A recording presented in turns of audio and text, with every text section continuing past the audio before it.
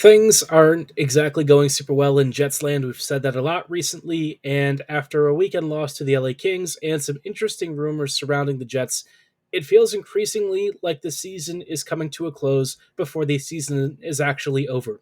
We're going to dive into recent events surrounding the Jets and some rumors about the future of Winnipeg on tonight's episode of Locked On Winnipeg Jets.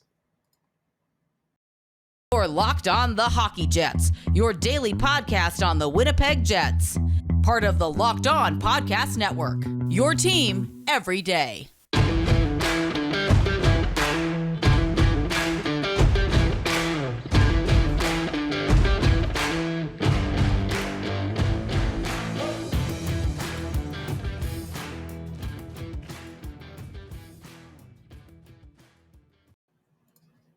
Hello, friends, and welcome to this episode of Locked On Winnipeg Jets, part of the Locked On Podcast Network, your team every day.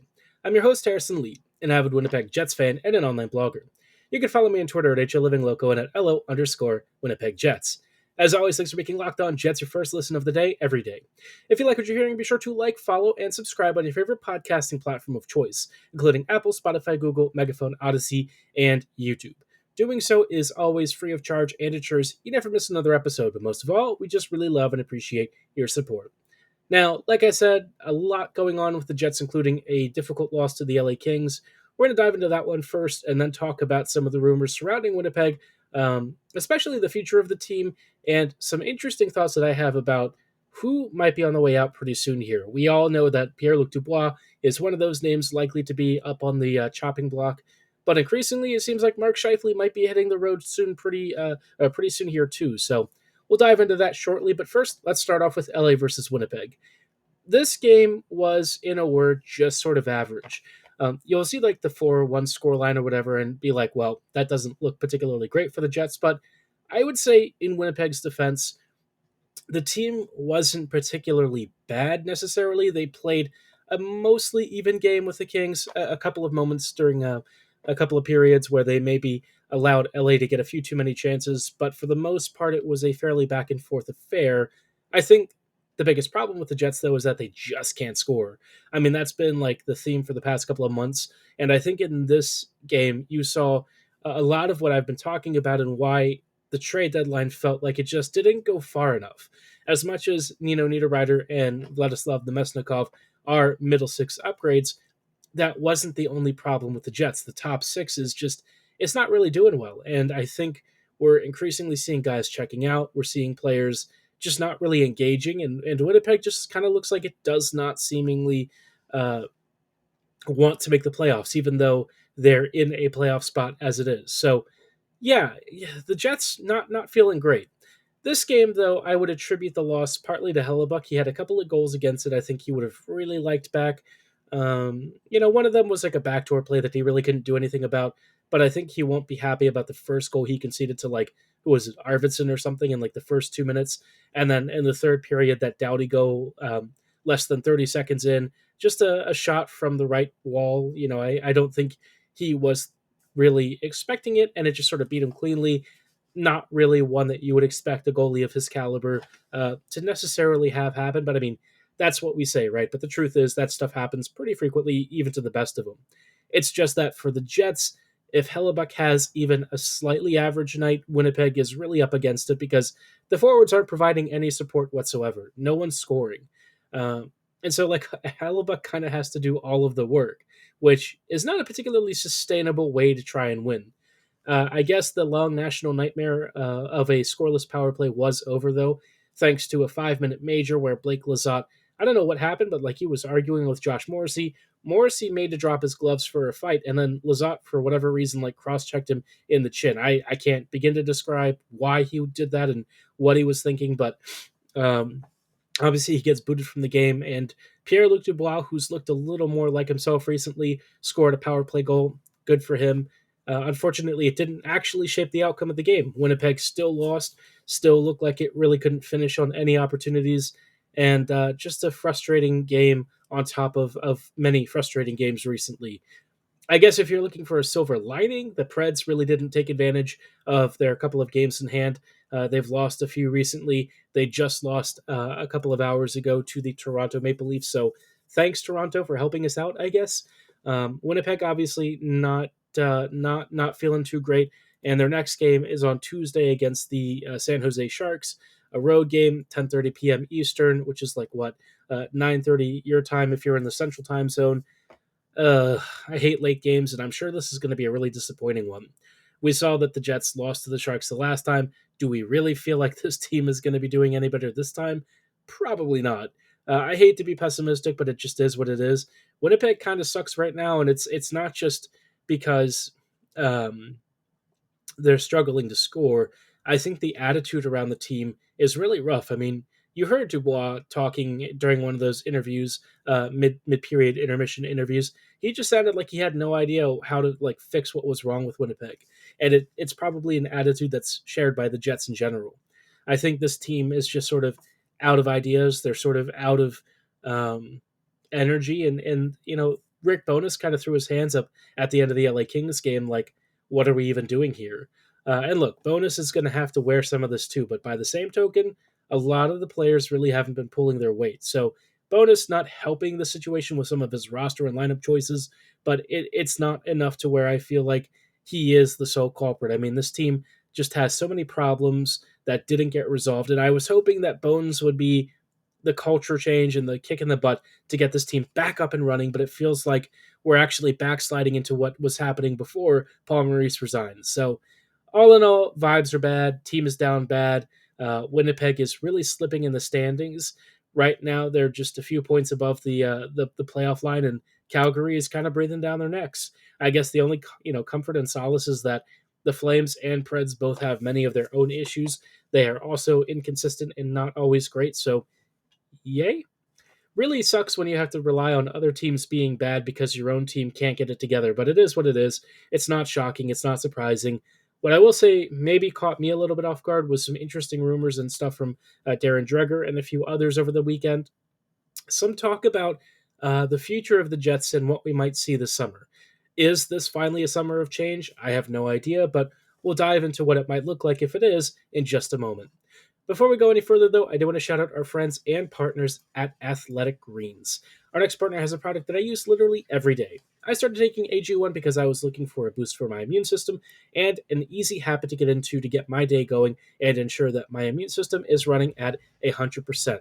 Now, if you're wondering what AG1 is, it's just one delicious scoop that helps you absorb 75 high-quality vitamins, minerals, whole food source superfoods, adaptogens, and probiotics. It's got no nasty chemicals or weird GMOs or additives. It is lifestyle-friendly for those of you who are on keto, paleo, vegan, dairy-free, or gluten-free restrictions, and it costs less than $3 a day, so it's very affordable, a lot cheaper than those cold brew drinks you're probably used to grinding up and swallowing, and best of all, it tastes pretty darn good, but it's only less than 1 gram of sugar. Don't just take my word for it, though. Athletic Greens comes with over 7,000 five-star reviews, including pro athletes, trainers, and fitness enthusiasts just like you. Right now, it's time to reclaim your health and arm your immune system with convenient daily nutrition. It's just one scoop in a cup of water every single day. That's it. No need for a million different pills and supplements to look out for your health. To make it easy, Athletic Greens is going to give you a free 1-year supply of immune-supporting vitamin D and 5 free travel packs with your first purchase. All you have to do is visit athleticgreens.com/NHL Network. Again, that is athleticgreens.com/NHL Network to take ownership over your health and pick up the ultimate daily nutritional insurance. Hello, friends, and welcome back to this episode of Locked On Winnipeg Jets, part of the Locked On Podcast Network, your team every day. We are diving back into Winnipeg versus LA and sort of the aftermath of that with another loss and the Jets further slipping in the standings. There's been a lot of talk about what happens after the season, which, we're not even talking about the playoffs now. That's really depressing. I was hoping that we would be focused on the postseason, but instead, people are talking about the Jets more for summer because I think everyone's kind of queuing into the fact that Winnipeg is most likely not going to have a long stay in the playoffs. So let's talk about summer, right? Rumor is the Jets are one to watch for potential changes in direction. And that would be interesting because a lot of what we've heard over the past year or two was what was supposed to be the directional change. Rick Bowness coming in, the additions of Nate Schmidt, Brendan Dillon, Nemesnikov, and Niederreiter, Cheveldayoff, still getting a contract extension, but seemingly more in control of the team. But the reality is, the more things change, the more things stay the same. And I think this team hasn't really gotten out of its own way so far. I think Winnipeg looks a lot like it did last year, but with some notable improvements. And I think those improvements are really worth celebrating. The PK is great. The 5v5 play has improved a lot in many areas, but it's not helping the poor finishing, the bad vibes that have now plagued this team again recently, and just the general mediocrity that we're seemingly saddled with. This team really needed the front office to be ambitious, to showcase that it wanted to invest in the team, and instead, the answer was kind of that the front office doesn't believe in the Jets. And if you're like a player like Mark Scheifele, right, you're looking at the next couple of years, and these are basically your last few years for the Jets to try and do anything of note. How do you feel about that? I feel like he's basically told Winnipeg to kind of piss off and take a hike. You see him out there, you see his body language. He looks angry, he looks unhappy, disgruntled. And I can't say that I blame him. Shifley earlier this year was dominant. I mean, he was ripping opponents up, shredding like you wouldn't believe. And there were thoughts that he was back in maybe not necessarily a Norris caliber, or not a Norris, like a Hart Trophy candidate necessarily, but certainly somebody who could be considered one of the team's MVPs. And now look at him. He looks like he just can't be arsed half the time. And again, it's not something that I necessarily blame entirely on him. I think there are a lot of parties here that are at fault. But the reality is, Winnipeg and Scheifele are probably heading for a divorce within the next few months. I mean, there's just no way that this relationship, which has become really toxic, is going to continue as it is. We've seen, Wheeler and Scheifele both kind of moved around in terms of the leadership structure, and I feel like Bones was hoping somebody else would step up. Maybe it would spark 26 and 55 to get back to their best, and it did for a little bit, but now it's back to where we were at the start of the season. And so for me, I think Scheifele is gone after this year. Dubois is going to be gone too, and with Winnipeg increasingly looking like it's more shading towards like the whole rebuild thing. I mean, think about it, right? The Jets didn't spend any draft assets of note when they were making those trades at the deadline, so they were already telling us they didn't believe in the core. They thought it was time to start stocking and holding onto those draft assets because they're preparing for the next group of players, the next core. And if you're the veteran players on this team, I think it's going to make you upset. I think you're going to be angry. You're going to struggle to perform. And you're going to have moments like what we're seeing recently where Winnipeg just doesn't really seem to feel like it's up for it. I mean, the Kings game wasn't bad. I mean, their games against the Oats and the Ducks were fine enough. But really, would you say those were impressive efforts? Not in the least. And I think that is indicative of the direction of where this team is moving. Winnipeg's just sort of mediocre, and they really don't seem to be pushing for more than that.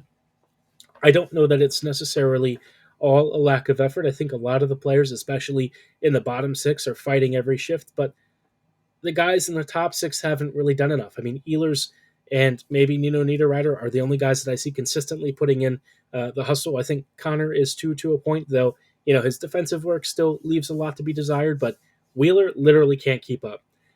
Blake, you saw some of the stuff that was happening to him against the Kings. It was really sad to see.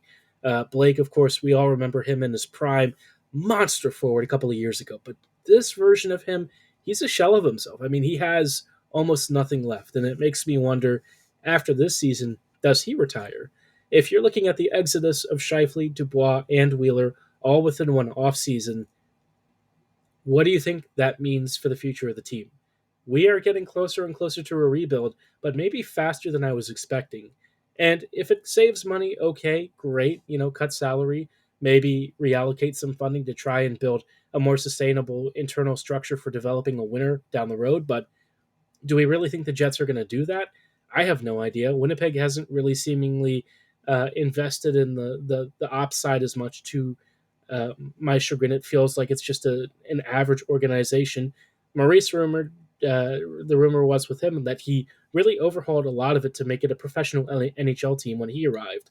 And so, if that's the level that we're at, how much has it really changed over the last few years? I don't know. I can't say it. It's all speculation. But all I'll say is this: the Dreger and all of these people talking about the Jets as a potential, like, overhaul, direction change, rebuild candidate. It's all setting up for what will probably be a very explosive offseason. So don't get attached to your favorite players because some of them might not be here in a few weeks. But we'll talk a little bit more about one of the players that I think is going to be really hard to replace and what the Jets are supposed to do with him in a few years, because if the Jets are going rebuild, him staying around is probably not an option. Before we dive into that, though, I do want to shout out our friends and partners at Built. Those of you who have heard me talk about Built before know that I'm personally a big fan. Built is actually a great offering. They've got plenty of protein bars that are more like candy bars because the Built bar comes with a 100% real chocolate exterior and a soft, chewy interior. They come in fabulous flavors like peanut butter brownie, churro, and coconut almond. My personal favorite, though, I'd really recommend going with the raspberry dark chocolate. I think it's a great flavor. Very simple, very straightforward, but they do it so well. And best of all, for as good as Built Bars taste, they're even better for you, with most bars clocking in at around 130 calories, 4 to 5 grams of net carbs, and anywhere from 15 to 17 grams of protein.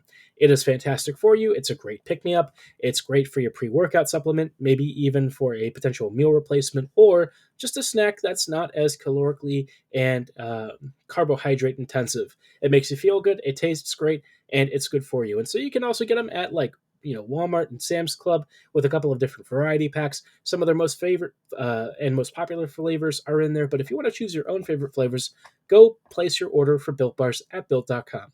I highly recommend them. You won't regret it. Give them a try right now. Hello, friends, and welcome back to these closing thoughts of tonight's episode of Locked On Winnipeg Jets, part of the Locked On Podcast Network, your team every day. We are wrapping up really quickly with some thoughts recently on how the Jets have been doing and increasing rumors that things aren't so well in Jets land and that maybe the team is looking at some changes. So the first changes we talked about were like Dubois and Scheifele and maybe even Wheeler leaving the team here pretty soon. Down the road, the one that I'm really concerned about is Hellebuyck. I think Helly is probably going to test free agency, and why wouldn't he? The Jets probably won't offer the world's biggest contract to him. He's been a loyal player for this team for many years, but what has the team accomplished since he's come here? He's basically carried the Jets to playoff spots year in and year out, and all he's had to show for it is admittedly a great trophy and some Vezina finalist awards, but in terms of the thing that he wants the most, that Stanley Cup trophy, the Jets are really no closer than they were in 2017, 2018. And there are certain factors that are outside of Winnipeg's control. We all know this. But at the end of the day, you look at the trade deadline, you look at how much room the Jets had to move or had to make moves with the cap space that they were given. You saw how little they actually did. And you have to ask yourself, if they weren't really willing to go in all in here with the last 2 years of a lot of these contracts being on the books, when will they? And if you're Hellebuyck, you're going to be like 33, 34 by the time the next core is starting to really hit its stride. Do you really want to stick around for that for the next few years? And honestly, he can't. If the Jets are trying to rebuild and essentially tank for the next few seasons, you can't have an all-star goalie making as many saves as he does. I know that sounds really stupid, but the reality is, if you're trying to be crap, you can't have a quality netminder like he is, because he single-handedly steals games for the Jets. He puts them into the playoffs at times, and having him during a rebuild is just not possible. So I'm concerned about the future with Hellebuyck. My hope is that the Jets make enough deals and graduate their prospects properly that Hellebuyck doesn't have to leave, doesn't have to go anywhere, and the retool is faster than a full rebuild. But my concern is Winnipeg is going to try and cheap out, try and do this, the old draft and develop model that they always used to tout. And I don't know, man. I'm getting uneasy feelings about the future of this team. It's such a turnaround from where we were at the start of this year. This season seemed like things were going great, and then suddenly the Jets made some changes. They hit some adversity, and it's all gone down the tube. So all I can say is I really hope things turn around over the next few weeks, but I'm getting the sense that instead of looking forward to the future of the Jets, we're all just kind of waiting and sort of holding our breath at this point, because I can't imagine that ownership and the front office looks at this lack of success and thinks this is great. Attendance is dropping. Fan support is dropping. I can't imagine merchandise sales are as high as they used to be. The Jets are kind of not necessarily in trouble financially. I think money wise, they're going to be fine. But I think in terms of where this franchise is, in terms of competitiveness, in terms of passion, in terms of support, they're kind of teetering on the edge of a real serious situation. So the Jets are going to have to draw us back in. I don't know what it's going to take. I don't know how they're going to do it, but not only are they going to have to sell the fan base on this, they have to sell the players on it too. Who's going to want to come back and watch a rebuild or a slow retool after we've seen multiple iterations of this squad need improvements and not get any? And you're asking players to commit more years to a project that doesn't appear to be moving. It's not realistic, right? And I think everyone knows that. So all I can say is I'm not feeling great. I wonder if Bones even comes back next year. I mean, if he can't fix this team's culture, man, who can? All I can say is it's disappointing to be back here and feel like you're still at square zero. Let's hope that it's not, and this is all overblown. But you ask me, like I said earlier, the more things change, the more they stay the same. So cross your fingers for a better run of form recently, and hope that the Jets can try and salvage out a few wins to hold on to their playoff spot. But all I can say is it is what it is. That is the sum takeaway from Winnipeg hockey is it is what it is. Let me know how disgruntled or happy or just not caring about the Jets you are right now. You can drop your thoughts and feelings in the comments below or at my social medias at HLLivingLoco and at LO_Winnipeg Jets. For tonight's episode, that is going to be all the time that we have. I thank you so much for making Locked On Jets your first listen of the day every day. Make your second listen Game to Game NHL. Every moment, every top performance, every result, Locked On Game to Game covers every game from across the NHL with local analysis that only we can offer. Follow Game to Game on Locked On NHL, available on the Odyssey app, YouTube, and wherever you get your favorite podcasts. For tonight's episode, though, like I said, that is all the time that we have.